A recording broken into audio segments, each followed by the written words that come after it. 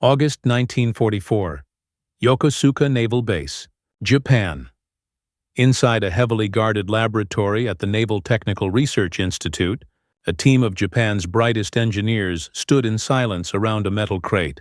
Inside was not a new weapon or a captured codebook, but a drab, gray box, salvaged from the wreckage of a downed American B-29 bomber. It was a piece of an AN APQ-13 bombing radar. The lead scientist, Dr. Yoji Ito, a brilliant but troubled physicist, oversaw the careful disassembly. For months, he and his colleagues had been tasked with solving an impossible mystery: how American forces could see in the dark. Everyone in the Imperial Japanese Navy knew the obvious problem. Their ships, masterfully handled by the best-trained night fighters in the world, were vanishing in the blackness of the Pacific. Convoys were being sunk in impenetrable fog. Their own radar sets, bulky, unreliable antennas that could barely detect a battleship at 5 miles, were useless. Command suspected a new type of searchlight, or perhaps infrared beams, but what Dr. Ito and his team were about to discover inside that box had nothing to do with light. It was a small, unassuming block of copper, no bigger than a hockey puck, intricately carved with small chambers. It was a cavity magnetron. To the Japanese engineers, who had struggled for years to generate high-frequency radio waves with massive, fragile vacuum tubes, this device was akin to magic. What they learned from that simple piece of metal would not only explain why their ships were dying, it would expose a fatal flaw in their entire national philosophy, a flaw that had already cost them the war. By mid-1944, the strategic situation in the Pacific had fundamentally shifted. The victory disease that followed Pearl Harbor had given way to the grim realities of attrition. The battles of the Coral Sea, Midway, and the brutal campaign for Guadalcanal had bled the Imperial Japanese Navy of its most experienced pilots and irreplaceable ships. A new phase of the war had begun, one fought not just in daylight carrier duels, but in the terrifying darkness of moonless nights. Japanese naval doctrine was built on a foundation of superior seamanship and technology in specific areas. They possessed the world's finest optics, with binoculars that could spot a ship's mast on the horizon long before anyone else. Their crews drilled relentlessly for night combat, memorizing silhouettes and practicing maneuvers until they were second nature. Above all, they had the Type 93 torpedo, the long lance, a peerless weapon that ran faster, farther, and with a heavier warhead than any Allied equivalent. The doctrine was simple: use superior scouting and skill to close with the enemy at night, launch a devastating torpedo attack, and vanish before the enemy could effectively respond. This doctrine had worked beautifully in the early months of the war, but now something was different. In battles like the Blackett Strait in March 1943, American cruisers and destroyers were opening fire with shocking accuracy from miles away, in total darkness and bad weather. Their first salvos were not searching but targeted. They were landing on Japanese ships before the lookouts could even shout a warning. The Americans, it seemed, had been gifted with sight from the gods. This new reality was not accounted for in any Japanese naval textbook. The Imperial Japanese Navy was not ignorant of radar. In fact, Dr. Ito and others had been working on it since the 1930s. But their efforts were hampered by institutional neglect and a crippling philosophical blind spot. The High Command, staffed by traditionalist battleship admirals, viewed radar as a defensive tool, a clumsy supplement to the keen eye of a human lookout. Resources were scarce, and they were allocated to building more ships and planes, not to uncertain electronic research.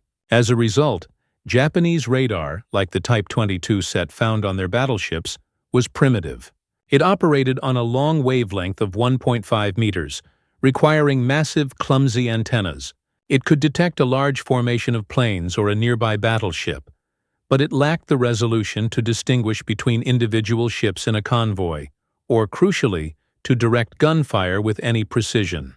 It could tell you something was out there, but not exactly what or where. The collision was therefore inevitable. Japan's doctrine of human perfection was sailing directly into an American doctrine of technological supremacy. The Imperial Navy believed the spirit of the warrior was the ultimate weapon. The United States Navy was proving that the ultimate weapon was the ability to control the electromagnetic spectrum. In the Yokosuka lab, as engineers carefully laid out the components of the captured American radar, they weren't just dissecting a piece of equipment. They were performing an autopsy on their own nation's most cherished beliefs. The scene inside Dr. Yoji Ito's laboratory was one of quiet, professional intensity, but underneath it lay a current of profound shock. As his team deconstructed the American AN/APQ-13 radar, they meticulously documented every component. The wiring was neat, the soldering was perfect, and the parts were standardized for mass production. It was a marvel of industrial design, but the true revelation came when they isolated its power source, the cavity magnetron. The problem of generating powerful, high-frequency radio waves had plagued Japanese scientists for a decade. Their own systems relied on conventional triode vacuum tubes, which were inefficient and unstable at the frequencies needed for precise radar. To get more power, they had to build larger tubes, which in turn were more fragile and consumed enormous amounts of energy. Their best efforts could produce microwaves, but only at pitifully low power levels, suitable for a laboratory experiment, not a weapon of war. The American device was different. It was a single solid block of anode copper containing a series of precisely machined resonant cavities, 8 of them, surrounding a central cathode. When powered, electrons would spiral outwards in a magnetic field, exciting the cavities and causing them to resonate, generating a powerful pulse of microwave energy. Dr. Ito and his team understood the principle immediately, but the execution was something they had considered impossible on an industrial scale. The machining required tolerances of a few thousandths of an inch. The vacuum seal had to be perfect. The materials had to be of the highest purity. Their own reports had concluded that mass-producing such a device was beyond Japan's wartime industrial capacity. And yet here it was. Not a delicate prototype, but a rugged, mass-produced component. Initial tests confirmed their fears. The American magnetron could generate over 50 kilowatts of power on a 10-centimeter wavelength. By contrast, Japan's most advanced operational radar, the Type 22, operated on a 1.5-meter wavelength with just 5 kilowatts of power. This was not an incremental improvement. It was a quantum leap. A 10-centimeter wavelength meant smaller, lighter antennas that could be mounted on any ship or aircraft. More importantly, it provided a resolution so fine that a skilled operator could distinguish the individual masts of a ship, track the splash of their own cannon shells, and adjust their aim in real time, all without ever seeing the target. This explained everything. It explained the uncanny accuracy of American naval gunnery at night. It explained how U.S. submarines could track convoys through storms. It explained how night fighters could find and destroy Japanese bombers in complete overcast. The Americans weren't just detecting their ships. They were painting a detailed picture of the entire battlefield on a cathode ray tube. One of Ito's younger assistants, looking at the glowing screen of their reconstructed American set, was reported to have whispered, "This is not a detection device. This is the eye of God." The team's findings were rushed to Naval High Command. The report was stark, filled with technical data, comparative charts, and a sobering conclusion. Japan was facing a technological gap so wide it could not be bridged with existing methods. The military leadership was stunned. They ordered an immediate crash program to reverse engineer and produce the cavity magnetron. But it was too late. Japan's industrial base, already strained to its limits, could not simply pivot to producing such a sophisticated device. They lacked the specialized machine tools, the stockpiles of high-purity copper, and the institutional knowledge for high-volume precision manufacturing. They managed to produce a handful of copies, but they were plagued by quality control issues. For every successful unit, dozens failed. By the time their own centimetric radar sets began to appear in the fleet in 1944, they were too few in number and their operators too inexperienced to make any meaningful difference. The discovery inside that gray box was a moment of perfect clarity, but it was the clarity one has moments before a fatal impact. It illuminated the cause of the disaster, but did nothing to avert it. The discovery of the cavity magnetron revealed a truth far more profound than a simple technology gap. It signified a fundamental difference in national approach to war and innovation. The American success with radar was not an accident. It was the product of a deliberate and massive mobilization of scientific, industrial, and academic power. In 1940, President Roosevelt had established the National Defense Research Committee, later the Office of Scientific and Industrial Research, led by Vannevar Bush. Its purpose was to bring the full force of American civilian science to bear on military problems. One of its most significant achievements was the establishment of the Radiation Laboratory at the Massachusetts Institute of Technology, or the RAD Lab. This was not a small military project, but a national priority staffed by hundreds of the nation's top physicists, engineers, and mathematicians. Their work was supercharged in September 1940 by the Teasard mission, a British delegation that brought with them their most secret military technologies, hoping to entice the United States into the war. The centerpiece of their offering was the cavity magnetron, an invention of British physicists John Randall and Harry Boot. The Americans were astonished by its potential. They immediately applied their industrial might to perfecting and mass-producing it, a task the beleaguered British industry could not handle. This organized, state-sponsored fusion of science and industry was something Japan simply could not match. Their research efforts were fractured, split between the Army and Navy, who often worked as rivals rather than partners. There was no overarching civilian body with the authority to direct national research. They relied on a small number of brilliant individuals like Dr. Ito, but they lacked the vast, interconnected ecosystem of the American RAD Lab. The statistical impact of this disparity was written in the war's casualty logs. In the Battle of Empress Augusta Bay in November 1943, an American task force, using its new SG shipborne radar, intercepted a Japanese force in total darkness. The American commander, Aaron Merrill, coolly directed his ship's fire from the radar plot in his flagship's Combat Information Center. The Japanese cruisers Sendai and destroyer Hatsukaze were sunk without ever clearly seeing their opponents. The cost to the American force was minimal damage to one destroyer. Official reports from the U.S. Navy's post-war technical mission to Japan confirmed that Japanese officers, when interrogated, consistently cited Allied radar as the single most decisive technological factor in their defeat at sea. The legacy of this technological defeat profoundly shaped post-war Japan. The engineers who had been humbled by the cavity magnetron became the leaders of Japan's industrial rebirth.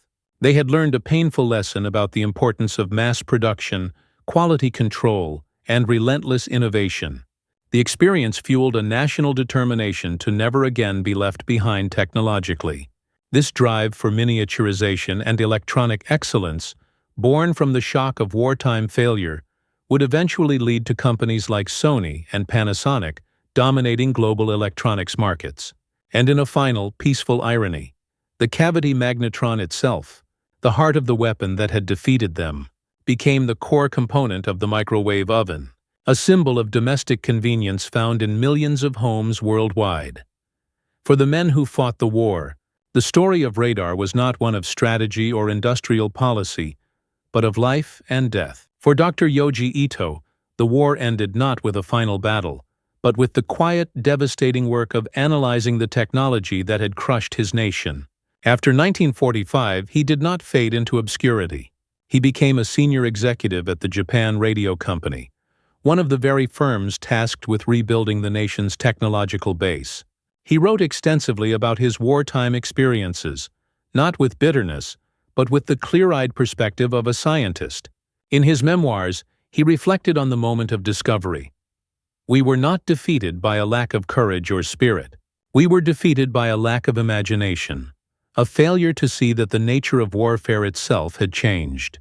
He passed away in 1999. Having lived to see the principles of quality and innovation, he helped make Japan an economic superpower.